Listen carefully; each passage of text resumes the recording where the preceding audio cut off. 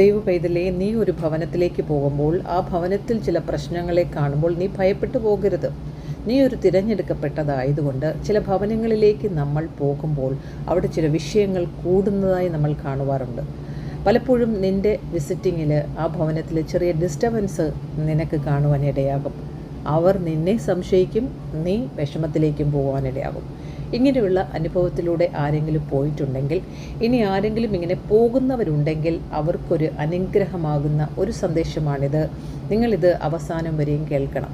ചില ഉദാഹരണങ്ങളിലൂടെ ബൈബിളിലെ അനുഭവങ്ങൾ നമ്മുടെ ജീവിതത്തിൽ ഉണ്ടാകുന്നുണ്ടോ എങ്കിൽ അത് ദൈവത്തിൻ്റെ ഹിതമാണെന്ന് മറക്കരുത്.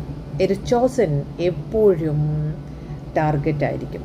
പിശാച് അവനെ എപ്പോഴും ശല്യപ്പെടുത്തിക്കൊണ്ടേയിരിക്കും. എന്നാൽ ദൈവത്തിൻ്റെ ദൗത്യം ചെയ്യുവാൻ ദൈവം തിരഞ്ഞെടുത്ത ഒരു ദൈവ പൈതലിനെ പിശാചിന് നിലംപരിചാക്കുവാൻ സാധ്യമല്ല. കാരണം അതിവിശുദ്ധ സ്ഥലത്ത് ജീവിക്കുകയും ചരിക്കുകയും അവനിലിരിക്കുകയും ചെയ്യുന്ന നമുക്ക് ഒരിക്കലും പരാജയത്തിന് വേണ്ടിയിട്ടല്ല, എല്ലാം നന്മയ്ക്ക് വേണ്ടിയിട്ടാണ് ദൈവം ചെയ്യുന്നത് എന്നുള്ള വിശ്വാസം നമ്മളിലേക്ക് വ്യാപരിക്കണം. എന്തുകൊണ്ടാണ് നമ്മളൊരു ഭവനത്തിലേക്ക് ചെല്ലുമ്പോൾ ആ ഭവനത്തിലുള്ളവർക്ക് ഒരു ഡിസ്റ്റർബൻസ് നമ്മളിലൂടെ ഉണ്ടാകുവാൻ കാരണമാകുന്നത്? യോഹന്നാൻ 15-ാം അധ്യായത്തിൽ പറയുന്നു, ലോകം പിതാവിനെ അറിയാത്തതുകൊണ്ട് അവരും നിന്നെ അറിയുന്നില്ല. നിന്നിലൂടെ ഒരു പ്രവൃത്തി ഈ ഭൂമിയിൽ ചെയ്യുവാൻ ദൈവം ആ ഭവനത്തിൽ ആ വ്യക്തിയിൽ ചെയ്യുവാൻ ആഗ്രഹിക്കുമ്പോൾ ആ ഭവനത്തിലേക്ക് ആ വ്യക്തിയിലേക്ക് നിങ്ങൾ അടുക്കുമ്പോൾ അവരിൽ ചില പ്രോബ്ലംസ്, അവരിലുള്ള പ്രശ്നങ്ങൾ വർദ്ധിക്കുന്നതായി നമുക്ക് ഫേസ് ചെയ്യാനിടയാകും. ചിലർ പറയുന്നത് കേട്ടിട്ടുണ്ട്, നിങ്ങൾ വന്നതിന് ശേഷം ഞങ്ങളുടെ വീട്ടിലെ പ്രശ്നങ്ങൾ കൂടിയെന്ന്. ഇങ്ങനെയൊക്കെയുള്ള പ്രശ്നങ്ങളിലൂടെ പോകുന്ന ചില ചോസൻ വൺ, ദൈവദാസനായിരിക്കാം, ദൈവദാസിയായിരിക്കാം, നിങ്ങളുടെ മിനിസ്ട്രി നിങ്ങൾ നിർത്തിവെക്കുവാൻ ഇടയാകും. നിങ്ങൾ ആ ഭവനത്തിൽ പോകുന്നതോ ആ വ്യക്തികളുമായി സഹകരിക്കുന്നതോ നിർത്തുവാൻ നിങ്ങൾ ആഗ്രഹിക്കും. എന്നാൽ ഒരിക്കലും അങ്ങനെ ചെയ്യരുത്. നമ്മൾ വചനത്തിലേക്ക് കടന്നു വന്ന് ദൈവത്തിൻ്റെ വചനം അങ്ങനെയുള്ള പ്രശ്നങ്ങളിൽ എങ്ങനെ അഭിമുഖീകരിക്കണമെന്ന് നമ്മൾ പഠിച്ചിരിക്കണം. ഒരു ചോസൻ്റെ ജീവിതത്തിൽ, ഒരു ഡിസൈപ്പിളിൻ്റെ ജീവിതത്തിൽ ദൈവം അനേക എക്സ്പീരിയൻസുകളും ട്രെയിനിങ്ങുകളും തരുവാൻ ആഗ്രഹിക്കുന്നു. ഇതൊരു ചെറിയ ദൗത്യമല്ല, കാരണം ഇതൊരു വലിയ ദൗത്യമാണ്. നമ്മൾ ചെയ്യുന്ന ചെറിയ ദൗത്യമല്ല. ഈ ലോകത്തിൽ അല്ല ആയിരുന്നുകൊണ്ട് ഈ ലോകത്തിന് നിന്നും അവരെ രക്ഷിക്കുവാൻ വേണ്ടി വാഴ്ചകളും അധികാരങ്ങളും ദുഷ്ടാത്മ സേനകളുമുള്ള ഒരു ലോകത്തിലാണ് നമ്മളായിരിക്കുന്നത്. അപ്പോൾ ഈസി അല്ല നമുക്ക് ജനത്തെ അവരിലേക്ക് ആ ദൈവത്തിൻ്റെ ഇഷ്ടം കൊണ്ടുവരുവാനും ദൈവത്തിൻ്റെ സ്നേഹത്തിലേക്ക് അവരെ കൊണ്ടുവരുവാനും എളുപ്പം സാധിച്ചെന്നിരിക്കില്ല. എന്നാൽ താങ്കൾ പോകുന്ന ഭവനത്തിൽ ഒരു പ്രശ്നമുണ്ടാകുന്നുവെങ്കിൽ അതിൻ്റെ കാരണങ്ങളെ നമുക്ക് നോക്കാം. ഒന്നാമത്തെ എക്സാമ്പിളായിട്ട് പുറപ്പാട് പുസ്തകം 5-ാം അധ്യായത്തിൻ്റെ 1 മുതൽ 23 വരെയുള്ള വാക്യങ്ങൾ. എക്സോഡസ് ചാപ്റ്റർ 5 വേഴ്സ് 1-23 പറയുന്നു, മോശയെ ദൈവം ഇസ്രായേൽ മക്കളെ വിടുവിക്കുവാനായി, അടിമത്തത്തിലിരിക്കുന്ന ഇസ്രായേൽ മക്കളെ പുറപ്പെടുവിക്കുവാനായി മോശയെ ദൈവം ഈജിപ്തിലേക്ക് അയക്കുമ്പോൾ അവിടെ ആയിരിക്കുന്ന ഫറവോന്യ സാന്നിധ്യത്തിന് ഇസ്രായേൽ മക്കളെ വിടുവിക്കുവാൻ ഇഷ്ടമില്ല. അപ്പോൾ ഫറവോൻ എന്തു ചെയ്തു? ഇസ്രായേൽ മക്കൾ മോശയെ വെറുക്കുവാൻ വേണ്ടി അവൻ്റെ പ്രശ്നത്തെ കൂട്ടുവാനിടയായി. കാരണം ഫറവോൻ്റെ അടിമത്തത്തിലാണ് ഇസ്രായേൽ മക്കൾ ഇരിക്കുന്നത്. ഇപ്പോൾ മോശ പറയുന്നത് അവർക്ക് തെറ്റായിട്ടേ തോന്നുകയുള്ളൂ. കാരണം അവർക്ക് മുന്നമേ കച്ചിയൊക്കെ കൊടുത്തിരുന്നു അവർക്ക് കട്ട ചുടുവാനായിട്ട്. എന്നാൽ ഇപ്പോൾ കച്ചി സ്വന്തമായിട്ട് ശേഖരിച്ചു കൊണ്ടുവരാൻ പറയുന്നു. അപ്പോൾ അവരുടെ ജോലിയുടെ വിഷയങ്ങൾ കാഠിന്യം ഡബിളാകാൻ തുടങ്ങി. ഒബ്വിയസ്ലി അവർക്ക് മോശയോട് ദേഷ്യമാണ് ഉണ്ടാകുന്നത്. അവർക്ക് ഫറവോൻ്റെ അടിമത്തത്തിലിരിക്കുന്നതിനെക്കുറിച്ചോ ഫറവോൻ്റെ അണ്ടറിലാണ് അവരിയ്ക്കുന്നതെന്നോ ഉള്ള സ്വർഗത്തിലെ ദൈവത്തിൻ്റെ ജനമാണ് തങ്ങളെന്നുള്ള ആ ഒരു കാര്യം ഇസ്രായേൽ മക്കൾക്ക് മനസ്സിലാകുന്നതേയില്ല. കാരണം അവരുടെ ചെവിയും അകത്തെ കണ്ണും അവരുടെ ഹൃദയവും അടഞ്ഞിരിക്കുമ്പോൾ അവർക്ക് ഈ വിഷയങ്ങളൊന്നും മനസ്സിലാവുകയില്ല. അവരെ അടിമത്തത്തെ ഏറ്റവും കൂടുതൽ താലോലിച്ച് സന്തോഷിച്ച് അതിൻ്റെ ആശ്രയത്തിൽ പോകും. എന്നാൽ ദൈവം ഇസ്രായേൽ മക്കളെ കൊണ്ടുവരുവാൻ സമയമായപ്പോൾ ദൈവം മോശയെ ഒരുക്കി ഇസ്രായേലിലേക്ക് അയക്കുകയാണ്. പ്രിയ ദൈവപൈതലേ, നീ ഒരു ഭവനത്തിലേക്ക് പോകുമ്പോൾ ഇങ്ങനെയൊക്കെയുള്ള സംഭവങ്ങൾ ഉണ്ടാകുമ്പോൾ നീ പാനിക്കാകരുത്. നല്ല ട്രെയിനിങ് ഉണ്ടായതിനു ശേഷം മാത്രമേ ഓരോ ഭവനങ്ങളിലും ഇങ്ങനെയുള്ള വിഷയങ്ങൾ നേരിടുമ്പോൾ കലങ്ങാതിരിക്കാൻ സാധ്യമാവുകയുള്ളൂ. അല്ലെങ്കിൽ നമ്മൾ കലങ്ങിപ്പോകും. നമ്മളുടെ അനേക ദേവദാസന്മാർ മിനിസ്ട്രികൾ നിർത്തിവെച്ചത് ഏതു കാരണമായിട്ടാണ്. എന്നാൽ ഇന്ന് നമുക്ക് ജയമുണ്ട്. കാരണം ഇത് അന്ത്യകാലമാണ്.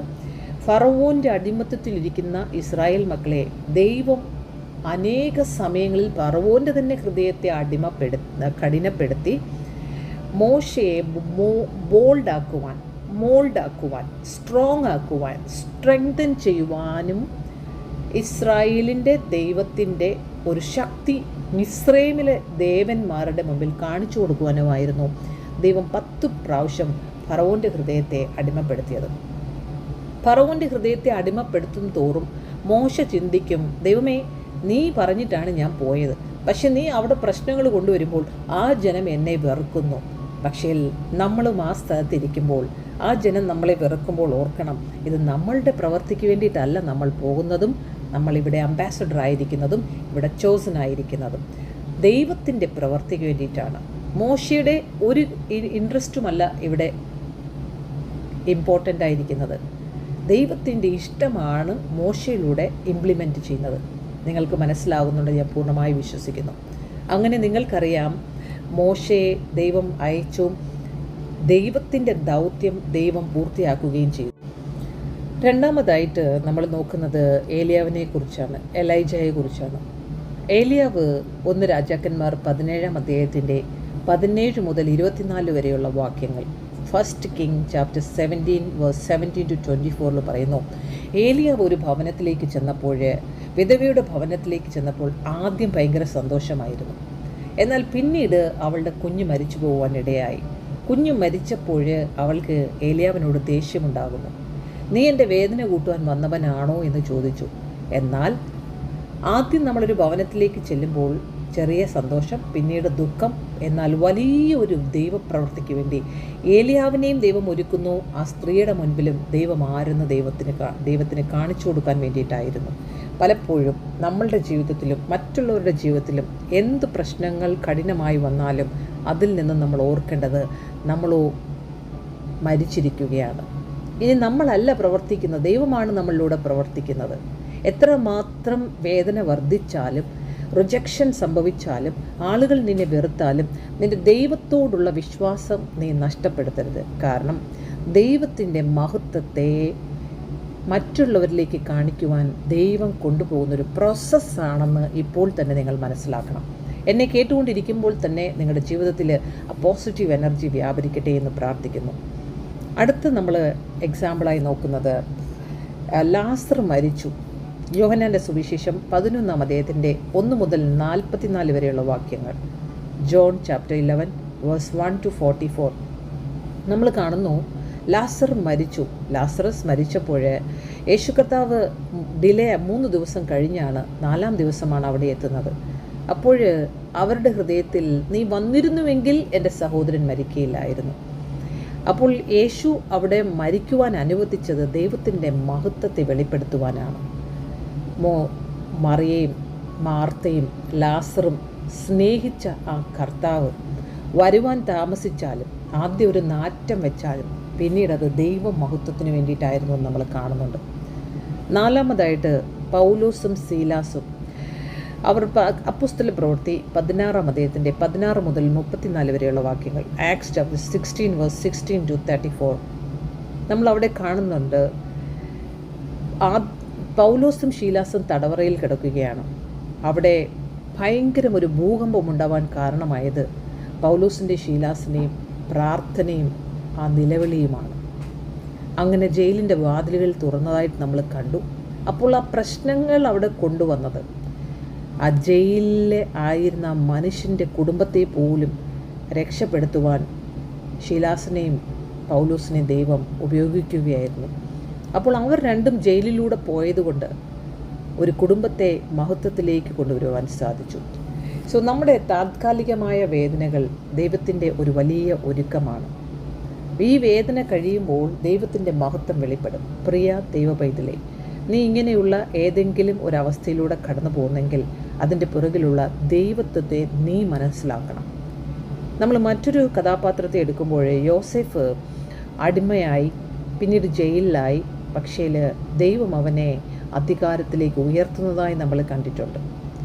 ദാവീദിനെ നമ്മൾ തൻ്റെ മകനായ അബ്ശലോമിൽ നിന്നും ഓടി ഒളിക്കുന്നതായി നമ്മൾ കണ്ടു, അപമാനിക്കപ്പെടുന്നതായി നമ്മൾ കണ്ടു. എന്നാൽ ദൈവം അവനെ സിംഹാസനത്തിൽ ഇരുത്തുന്നതായി നമ്മൾ കണ്ടു. ആദ്യം ഒരു വേദനയുടെ വഴി ദൈവം ഒരുക്കും. അത് കഴിഞ്ഞാൽ മാത്രമേ ദൈവത്തിൻ്റെ മഹത്വം വെളിപ്പെടുകയുള്ളൂ. നാളുകളായി, വർഷങ്ങളായി, 5 വർഷമായി, 10 വർഷമായി, 15 വർഷമായി, അതിലെ 20 വർഷമായി, 30 വർഷമായി, 40 വർഷമായി, 50 വർഷമായി കാത്തിരിക്കുന്ന, വിശ്വാസത്തിലിരിക്കുന്ന ദൈവപൈതലെ, ദർശനമുള്ള ദൈവപൈതലെ, നിൻ്റെ കാര്യത്തിൽ ദൈവത്തിന് ഒരു പദ്ധതി ഇല്ലാഞ്ഞിട്ടല്ല. പല ജേർണിയിലും നമ്മൾ ദൈവത്തെ പരീക്ഷിക്കും. ദൈവമേ, നീ എൻ്റെ കൂടെ ഉണ്ടോ? ദൈവമുണ്ടെന്ന് തന്നെ കാണിച്ചു തരും. പക്ഷേ ആ ജേർണിയിലും അടുത്ത പ്രാവശ്യം നമ്മൾ ചോദിക്കത്തില്ല. അടുത്ത പ്രാവശ്യം നമ്മൾ പറയും, yes Lord, you are with me. കഷ്ടത, സഹിഷ്ണുത, സിദ്ധത, പ്രത്യാശ, ഇത് നമ്മെ ലജ്ജിപ്പിക്കുകയില്ല. ഇത് നമ്മെ ദൈവത്തോട് അടുപ്പിക്കുന്നതാണ്. അപ്പോൾ ഈ ഭൂമിയിൽ നമ്മൾ ആയിരിക്കുമ്പോൾ, ഒരുവൻ ക്രിസ്തുവിലായാൽ പുതിയ സൃഷ്ടി. അവൻ്റെ വചനത്തിലൂടെ നമ്മൾ വീണ്ടും ജനിക്കുമ്പോൾ നമ്മളിവിടെ മരിച്ചിരിക്കുകയാണ്. നമ്മുടെ വിഷയത്തിന് ഇവിടെ ഇമ്പോർട്ടൻ്റ് ഇല്ല. ദൈവത്തിൻ്റെ ഇഷ്ടം നമ്മളിലൂടെ ചെയ്യുവാൻ ദൈവം തൻ്റെ പ്രവൃത്തി ചെയ്യുന്നു. That's it. ഇത് വേദനയ്ക്കല്ല, ഇത് ശിക്ഷയല്ല, ഇതൊരു ഒരുക്കമാണ്. ദൈവത്തിൻ്റെ ഒരു പ്രിയ പൈതൽ, ഒരു ദൈവത്തിൻ്റെ ചോസൺ വൺ, തിരഞ്ഞെടുക്കപ്പെട്ടത് ഒരു ഭവനത്തിൽ ചെല്ലുമ്പോൾ അവിടെ വേദന ഉണ്ടായെന്നിരിക്കാം. പക്ഷെ പിന്നീട് ദൈവത്തിൻ്റെ ലക്ഷ്യം ആ ഭവനത്തിൽ നമ്മൾ കാണും. വിശ്വാസത്തിൽ തുടരുന്ന ദൈവപൈതലെ, നിൻ്റെ ജീവിതത്തിലെ ആ വേദന കഴിയുമ്പോൾ, ആ നിന്ദ കഴിയുമ്പോൾ, ആ പരിഹാസം കഴിയുമ്പോൾ ഒരു വലിയ മഹത്വം നിന്നിൽ വെളിപ്പെടും. നീ കാത്തിരിക്കണം. എല്ലാ പരീക്ഷണത്തിനും, എല്ലാ വേദനയ്ക്കും ഒരാശ്വാസം ദൈവം തരും. പോക്കുവഴി തരുന്നൊരു ദൈവമാണ്. നിന്നിലൂടെ ദൈവത്തിൻ്റെ മഹത്വം അനേകരിലേക്ക് വ്യാപരിക്കട്ടെ. ഈ ബുദ്ധിമുട്ടുകളെയൊക്കെ ഒരു ദിവസം ദൈവം മാറ്റും. പക്ഷേ നീ കാത്തിരിക്കണം. യഹോവയ്ക്ക് വേണ്ടി കാത്തിരിക്കുന്നവർ ശക്തിയെ പുതുക്കും. അവർ തളർന്നു പോകുകയില്ല, അവർ ക്ഷീണിച്ചു പോകുകയില്ല, അവർ ചിറകടിച്ചുയരുക തന്നെ ചെയ്യും. ദർശനമുള്ള ദൈവപൈതൽ കലങ്ങിയ ഹൃദയത്തോടും, എല്ലാവരാലും വെറുക്കപ്പെട്ടും, റിജക്റ്റഡായും, ഒറ്റയ്ക്ക് എല്ലാവരാലും ത്യജിക്കപ്പെട്ട് വേദനിക്കുന്ന ദൈവപൈതലിനോടും ദാസന്മാരോട് പറയുകയാണ്, നിങ്ങൾ ദർശനം ലഭിച്ചതുകൊണ്ടാണ് ഈ പ്രശ്നങ്ങൾ. യോസഫിനെ പോലെ, മോശയെ പോലെ, ഏലിയാവിനെ പോലെ മുന്നോട്ട് യാത്ര ചെയ്യുക. ജീവിതത്തിൽ വലിയ കാര്യങ്ങൾ നിങ്ങളിലൂടെ ചെയ്യുവാനുണ്ട്. പൗലോസിനെ ദൈവം ഉപയോഗിച്ചതുപോലെ, യോഹന്നാനെ ദൈവം ഉപയോഗിച്ചതുപോലെ, അപ്പോസ്തലന്മാരെ ഒക്കെയും ദൈവം ഉപയോഗിച്ചതുപോലെ ഇന്ന് നമ്മളിലൂടെയാണ് ഈ ദൗത്യം ചെയ്യുവാൻ ദൈവം ആഗ്രഹിക്കുന്നത്. ഭൂമിയിൽ ദൈവത്തിനൊരു കാര്യം ചെയ്യണമെങ്കിൽ നമ്മൾ അവൈലബിൾ ആയിരിക്കണം. അതുകൊണ്ട് ലോകത്തിൻ്റെ ശബ്ദം നമ്മൾ കേൾക്കാതെ ദൈവത്തിൻ്റെ ശബ്ദം കേൾക്കുവാനായി എല്ലാ ഡോറുകളെയും അടയ്ക്കുക. മനുഷ്യർ ചിലപ്പോൾ നമ്മളുടെ കൂടെ പല ആവശ്യങ്ങൾക്ക് വേണ്ടി കൂടിയെന്നിരിക്കും.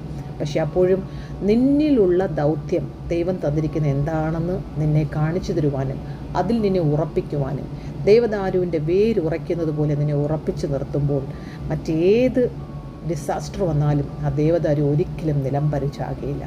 അതുകൊണ്ട് തിരഞ്ഞെടുക്കപ്പെട്ട ദൈവപൈതലേ, നിൻ്റെ യാത്ര മുന്നോട്ട് തന്നെ ആയിരിക്കട്ടെ. God has a great plan about you. Never give up. പരീക്ഷണങ്ങളില്ലെങ്കിൽ ഒരു ടെസ്റ്റിമണി ഇല്ല.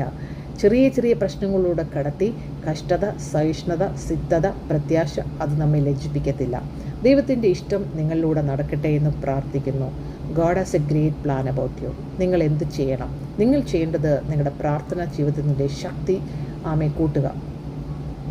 നിങ്ങൾ രാവിലെ എഴുന്നേൽക്കുമ്പോൾ തന്നെ ഒരു പ്രത്യേക സ്ഥലത്ത് പോയിരുന്ന്, എവിടെയാണോ നിങ്ങൾക്ക് ദൈവസാന്നിധ്യം കൂടുതൽ അനുഭവിക്കുവാൻ സാധിക്കുന്നത് ആ സ്ഥലത്ത് ഒറ്റയ്ക്കിരുന്ന് വചനം വായിക്കുകയും, കർത്താവെ ആ വചനം ഒന്ന് വെളിപ്പെടുത്തി തരണമേ എന്ന് അന്യഭാഷകളിൽ ആത്മാവിലും ഇരുന്ന് കുറേ സമയം പ്രാർത്ഥിക്കണം.